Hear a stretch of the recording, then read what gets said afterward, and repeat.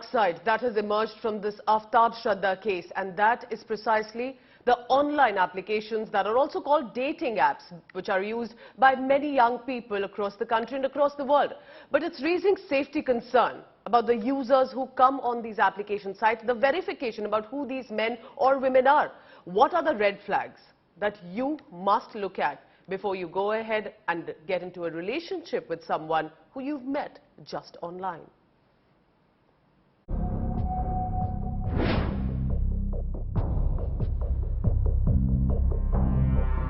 The killing, the cover-up,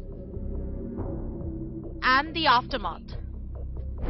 The Delhi murder has shocked us all for the sheer gruesome details that have emerged of how Aftab killed Shraddha and got rid of her body. But what's also shocking is how Aftab pretended absolutely nothing happened and went about his life for the next 6 months normally. Aftab even dated other women, connecting on dating apps. He reportedly even brought them home, and sources say in one case, Shraddha's remains were still in the house when he invited a girl home.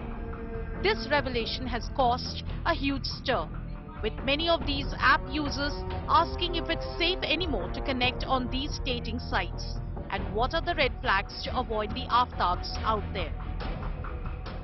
The important factors that you consider for a match, I think that much of data is enough, and I think that data should be okay disclosing kind of data. It shouldn't be any mandatory, so that way I think I'll look at it. So I somewhere feel it's fun to use and it's helpful for the people who really want. All dating apps are just as safe as any other social media platforms. It is all up to you. How much you share about yourself, how much you tell about yourself. It is very uncomfortable for me to express about my personal life or something related to me on a dating app, because these platforms are not very secure. This is what I feel. This is not the first time online dating apps have come under the social radar.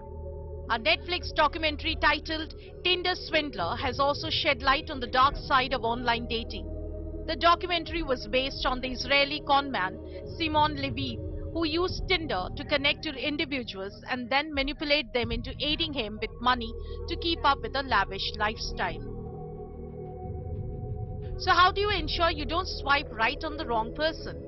Dating apps have some safety mechanisms in place. In 2020, Bumble introduced AI to blur specific images and required user consent to view them. Some apps need user verification, in which the platform matches the photos uploaded to a profile with a user-provided selfie. This prevents the user hiding behind fake identities. But none of the above mechanisms can actually stop you from going out with an Aftab. The red flags perhaps will have to be identified by you, and no amount of screening by apps can actually help. So here is how experts believe you can look out for yourself on these apps, particularly women. Look for the obvious red flags. If he's aggressive or manipulative, if he's hiding his image or basic identity details, if he's in a hurry to meet.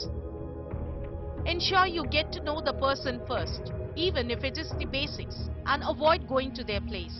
Choose a neutral public location for the first meeting. Ensure you get to know his friends as well.